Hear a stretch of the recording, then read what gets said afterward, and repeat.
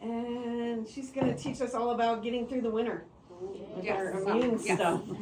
There's a lot to talk about if we're doing all. But yes, I'm Paula Marquez. I am an herbalist, and I own Polita's Place, Apothecary and Wellness. I know a lot of people say Polita's Place, which is totally fine. My grandmother, that was her nickname for me as a kid, which is super funny because her first language was Spanish. And so people think Polita's because of my last name or whatnot, but it's actually, she would pronounce it Polita.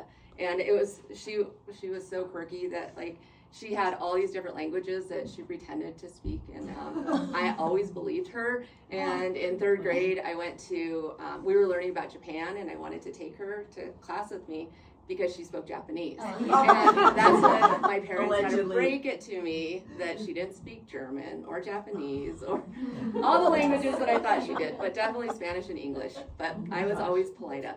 So that's where that comes from. But if you call me Polita, Paula, I answer to all of it.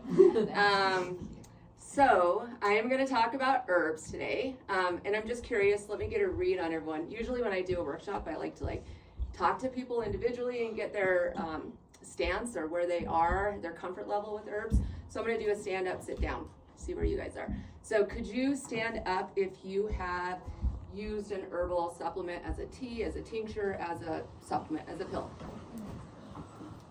Oh man. And stay standing if you felt that herb helped you at that time. Okay.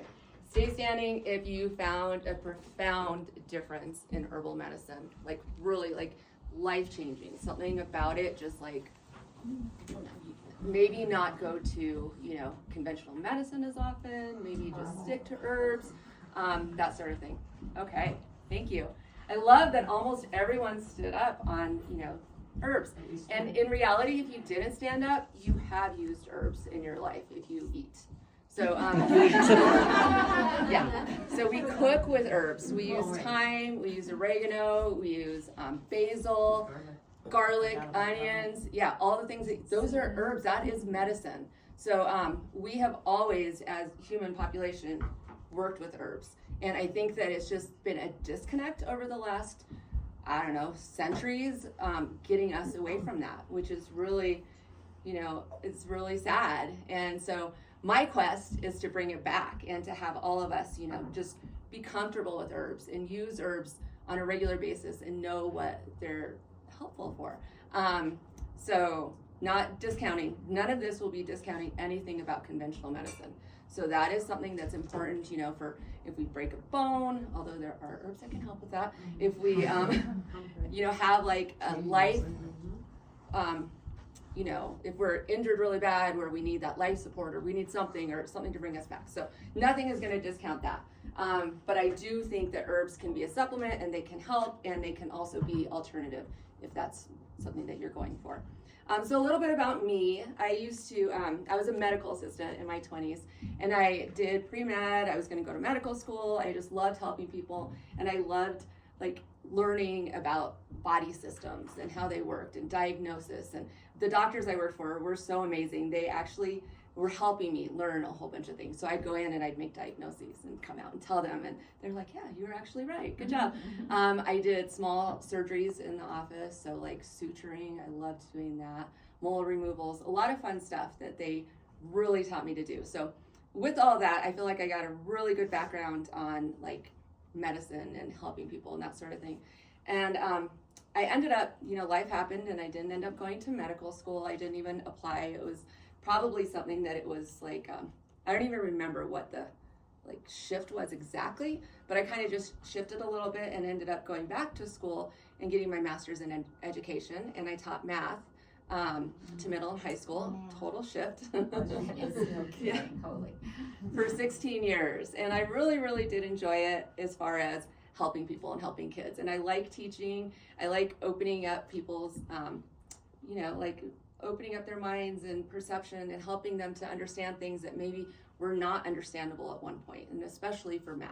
Math is one of those that kids would come in and they were so grumpy about it and all of this, but I like to make things accessible. And so I think that helping kids and being able to do that for math especially was really rewarding for me. But there were a lot of different things in education that I was like, I can't do this anymore. And I really love helping people in the, health aspect of it all. And so I had always worked with herbs, and I wasn't raised like only herbs. Like I was given antibiotics as a kid, which like now I know all the effects of that. I mean, there's so much. And if I had a headache, it was like take an Advil, take Tylenol, all of that over-the-counter stuff. And it wasn't until I got older that I realized that it was damaging my body more than it was helping it. And so I, used herbs, even like the sleepy time tea. I was like, oh my goodness, that is always good, So like my son had that. He's 31 now, and as a baby, I would give him that. So it wasn't like I wasn't working with herbs. It wasn't just, I didn't think that it was all that I could do. I thought that I needed more. So I went back to school again, and I went to herb school, and it was the most amazing experience ever. It was so much fun. I equate it to like going to Hogwarts. So it felt like I was in this magical space with all of these people that were just as magical, and we had so much fun. We would, taste things and talk about herbs, and it was all about, feeling the energy of the herbs and the medicine, and just learning about it hands-on, but also, talking about it too, and just learning. It was amazing. So if anyone is interested in herb school, talk to me about it, because the school that I went to was great. It was in Lafayette. It was in person. It's called Colorado School for Clinical Herbalism. And it was amazing. So during that time, I knew that I was going to open up an apothecary in the mountains. I had known this actually since, what was that? Dr. Quinn, Medicine Woman? Okay, good. So I loved that show, and she was my idol, and I was going to be her. That was all there was to it. And so I did become an herbalist with an apothecary in the mountains, so not a doctor, but an herbalist, and it was a dream come true. And I just am so happy and grateful that I was able to do that. So I have an apothecary in Bailey, kind of. So I've been there for 2 years. I do workshops, and I'm also a Reiki master teacher. So I do Reiki there, workshops for Reiki, and holistic nutritionist as well. So I do some of that kind of consulting in Bailey. And I had my retail there for 2 years, and now I just shifted to Evergreen, so North Evergreen, Quiver. So we're neighbors. So I'm across from the Bread Lounge, next to Bowtie.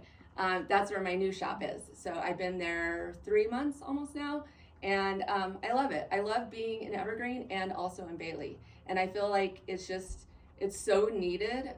There's so many people that have approached me about herbal medicine, and just like, maybe even just ask, like they have no idea what it's about, and they just want to get like their toes in the water a little bit to figure it out. Or people who have been coming to me in Bailey, and I felt bad about taking my retail to Evergreen, who found me in Evergreen because they, are so reliant on the herbs that I've been working with them. And so I will still meet clients in Bailey, or customers if they order something. But I just have those 2 locations now, and I really love what I do. And it's just been a lot of fun. So if you ever have any questions, I love talking about it.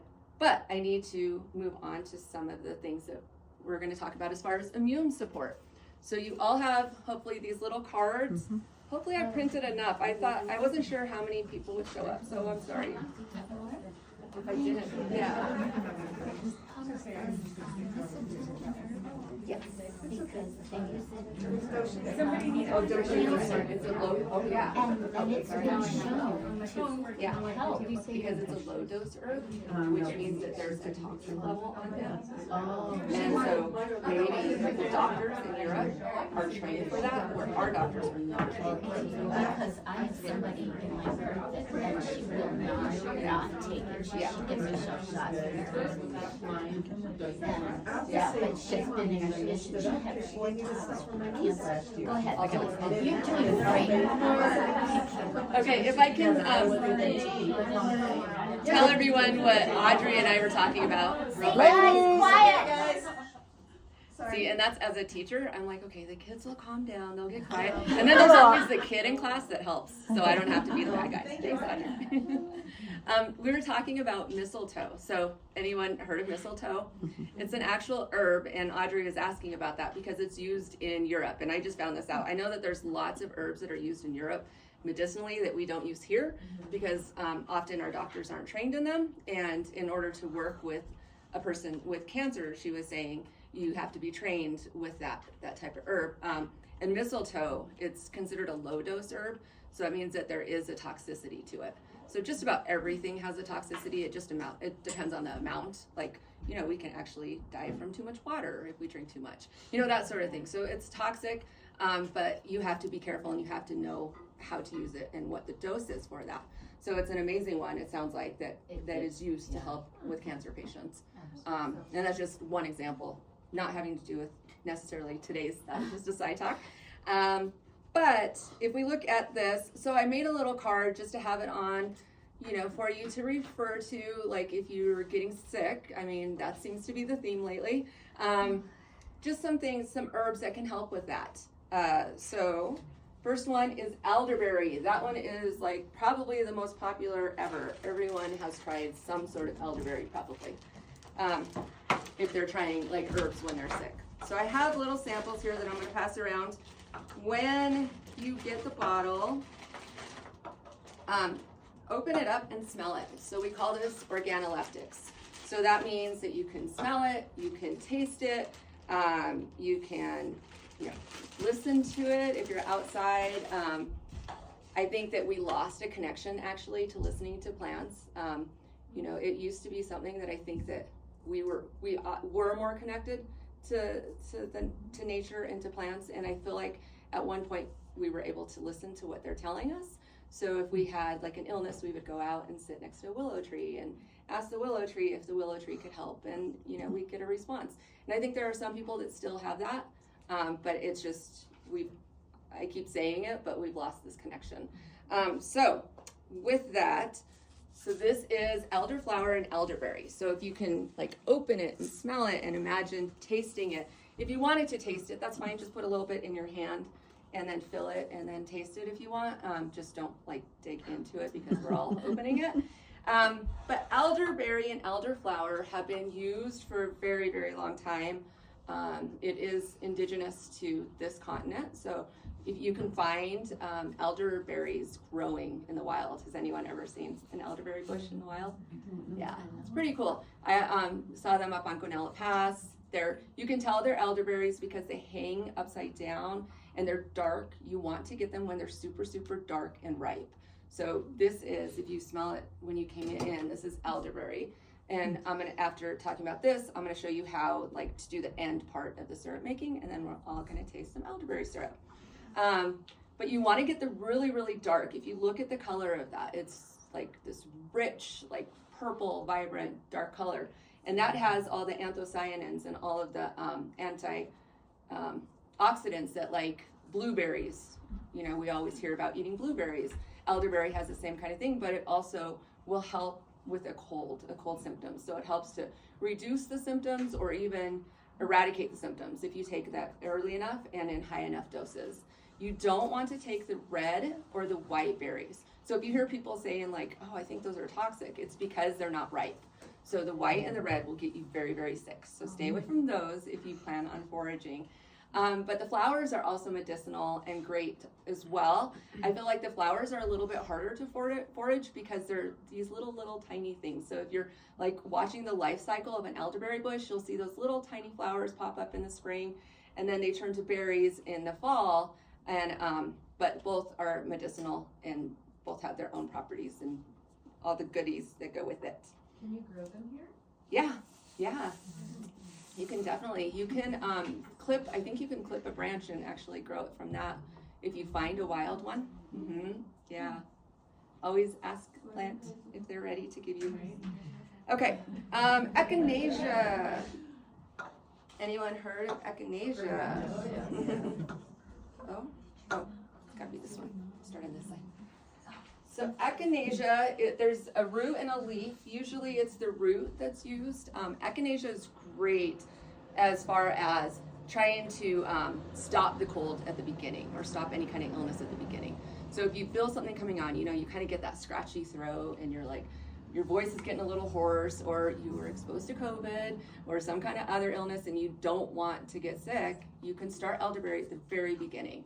And that can help to keep it away and to help to get rid of it. Elderberry So, or I mean, I'm echinacea? sorry, thank you, echinacea. No I knew when I problem. Just said making it, sure when it I- came out, I was like, yeah. that's not what I meant.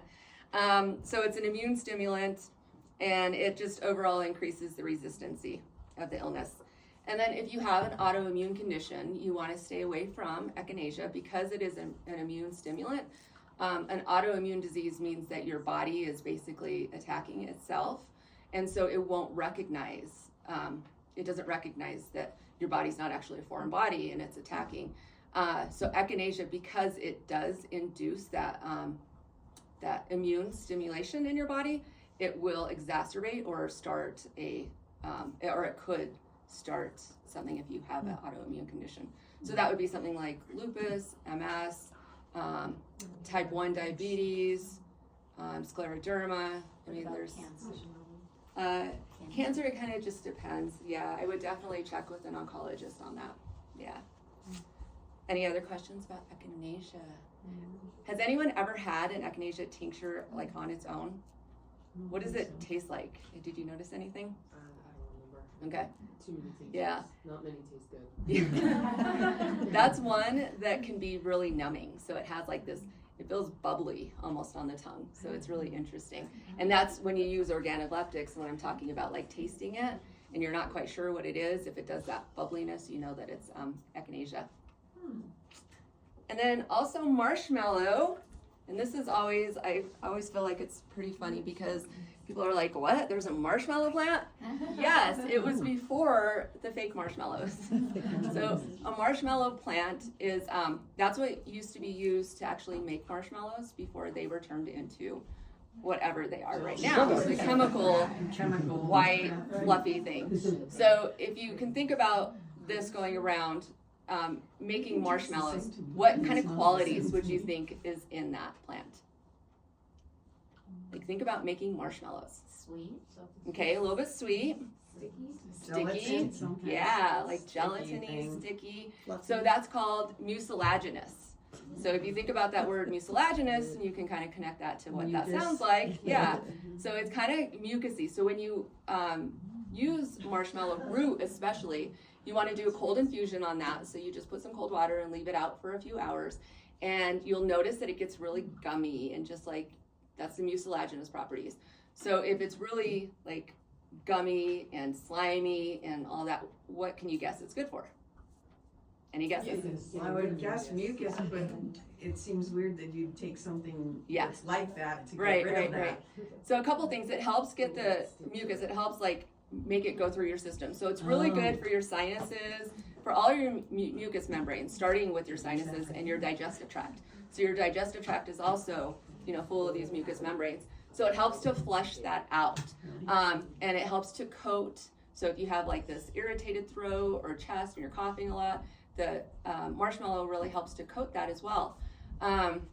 And it has also, if you're taking medications, you want to be careful with that.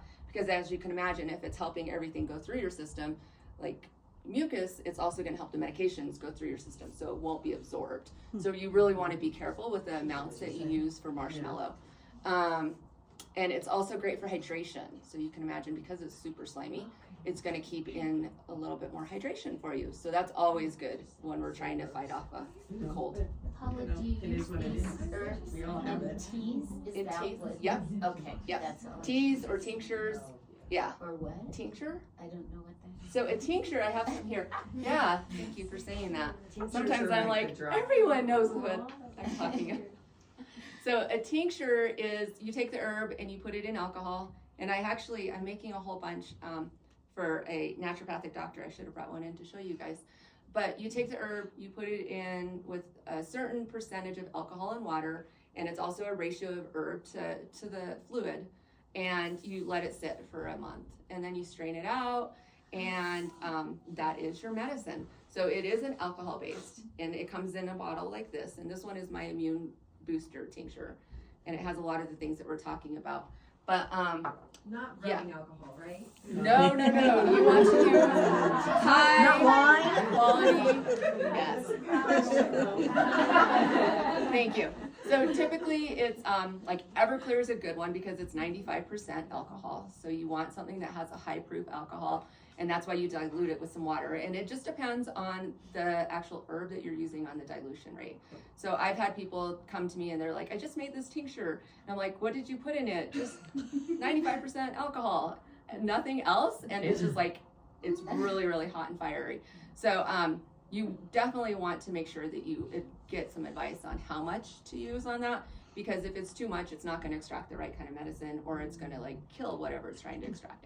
So you really want to be careful with that, but that's what a tincture is. Thank you. So you either want to do tea, tincture, supplement, like in a pill form too. How do you take a tincture? So I just take it, by mouth. But someone, I think it was Katie, said that it tastes awful. So if you think a tincture tastes awful, you can add it to a little bit of water, add it to your tea. So like people say under their tongue. I haven't really found that it's more effective that way. I know that there's a lot of different types of, I forgot the word, the smaller drops, homeopathics, that it's more effective when it's under the tongue because it is just a minute amount of medicine in there. But when it's a tincture, just take it by mouth. Yeah. So that's marshmallow. It's a really, really great one. And the word to remember is stillaginous. Remember mucus. Nettle leaf. That's the next one. How about nettle? Stinging nettle? Okay. So nettle leaf is great for allergies. So it's a very, very, very drying herb. So we talk about herbs in their, so they're either dry or moist or hot or cold. So those are the energetics. So if you talk about like in Ayurveda, they have something similar in traditional Chinese medicine. Are you leaving? No, Oh, thank you. in TCM, they have something, they talk about energetics of herbs, and that's in the type of herbalism that I learned. That's what we do as well. Thank you. And so nettle leaf is very, very, very drying. If you plan on having a cup of just nettle leaf tea, which is totally fine, have your cup, but if you plan on having it for days and days and days, know that you are going to dry up. So you need to make sure to hydrate. I know a lot of people recommend nettle leaf for like a detox, which is totally fine, but I would recommend that you do something else with that.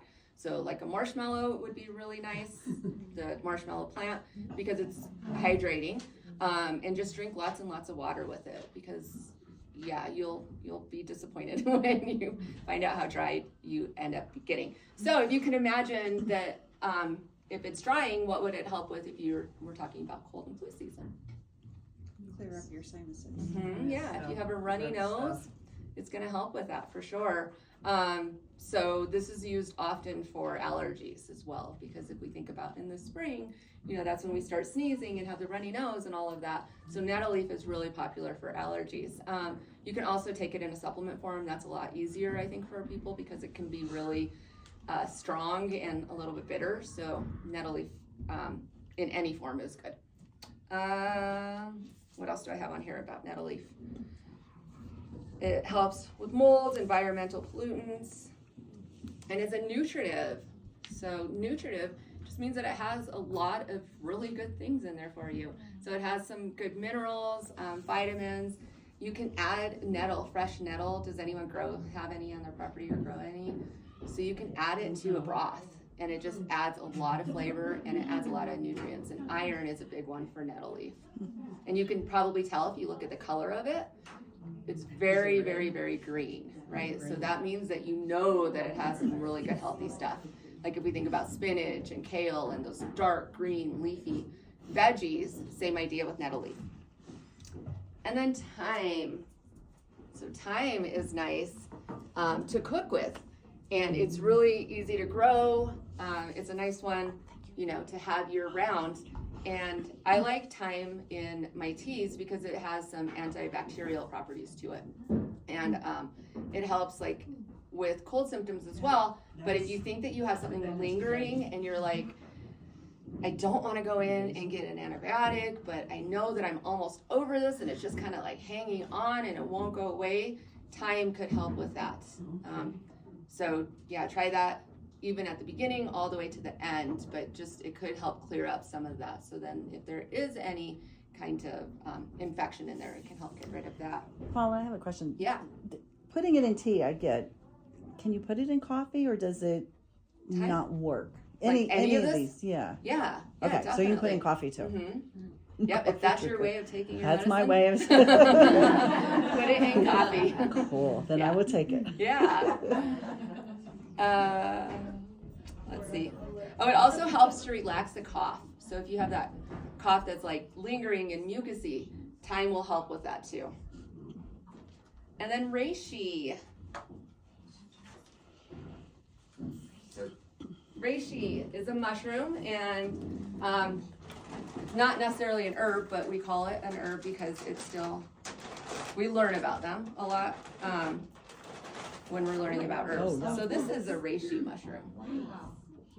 Yeah, isn't that cool? Is it grown wild? This one's cultivated, but yeah, you can find them wild. Yeah, I'm sure it would be more like in Asia. You know, I don't know. Has anyone found a reishi? I Okay, don't know if I did. you did growing wild. Oh, sorry. I thought you said if anyone had taken reishi. Oh no, I had found one. Yeah. Did you like it when you took it? Did it help? Yeah, I think that I started experimenting with mushrooms for like immune support. Uh huh. And I think it's one of those things that you probably have to stay consistent with to like see the true benefits. But I Yeah. definitely tried it at least last winter. Yeah. And reishi is great for immune support.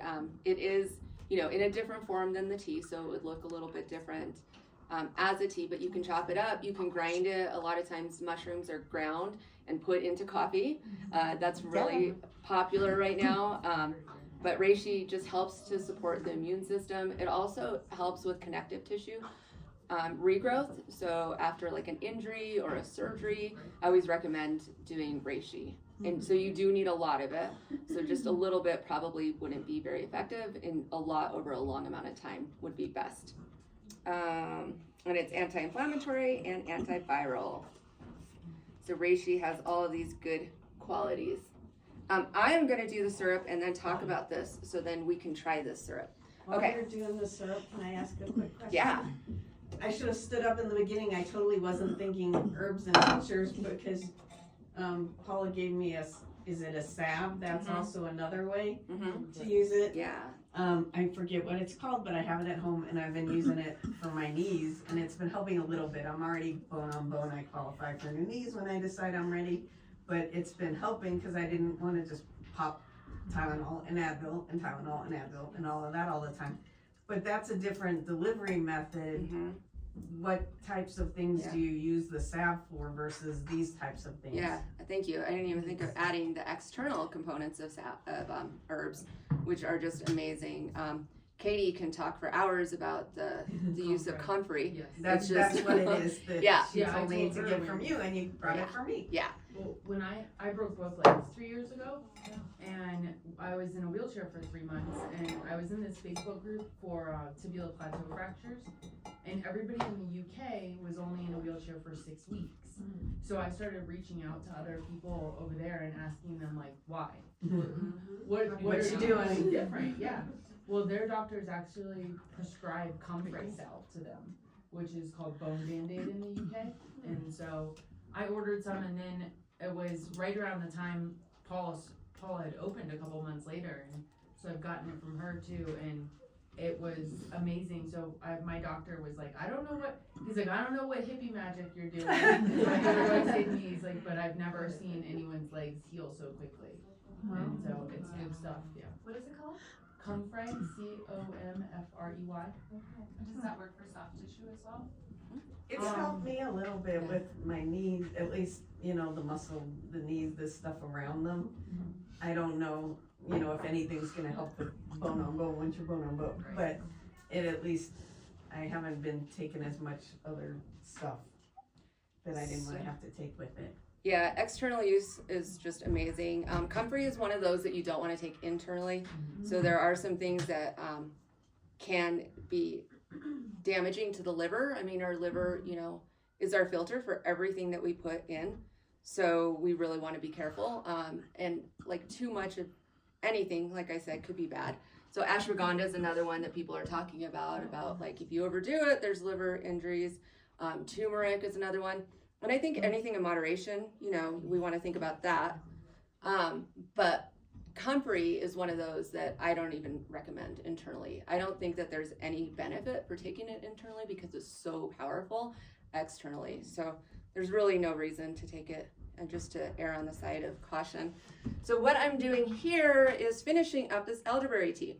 So I started with, this has elderberry and ginger and cinnamon and cloves, and it's really pretty delicious. You simmer it for about 20 minutes on the stove. I do have kits here for sale if you're interested, but you start with the amount that I have in here. So it's about a cup of elderberry and the other things that I was talking about, and you simmer it at a low simmer for about 20 minutes or until it reduces to half. So if you start with 2 cups of water, you want to kind of eyeball, I mean, you don't have to be exact on it, to about 1 cup of tea left. Let it sit for a long time. So this has been sitting for like over an hour. So there's lots of good medicine in this.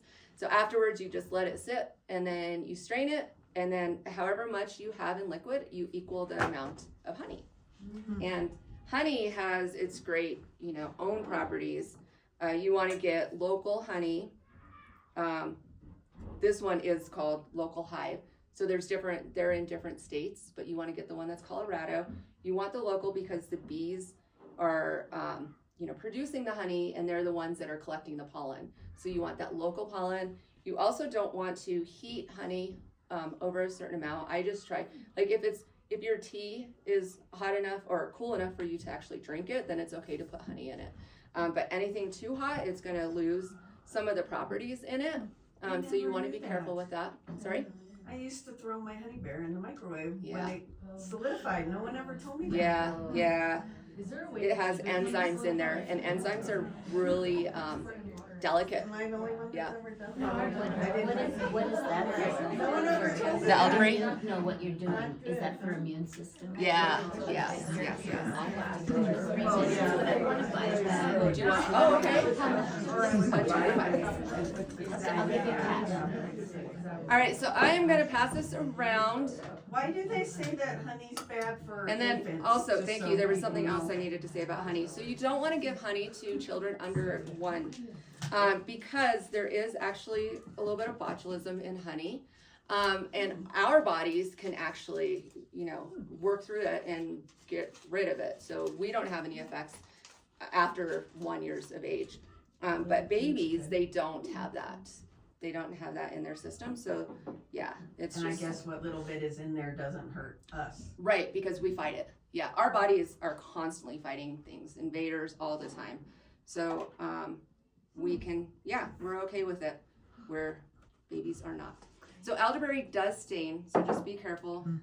Can I have someone help with this? Yeah. So if we could pass these little cups, and just give yourself a little shot if you'd like. I did make some tea there too. I know that we Oh, you didn't wanna- have it at the beginning. Okay, you want to Yeah, the cups out and Yeah. anybody? You want to start with this, Dosha? Sure. It looks really thick.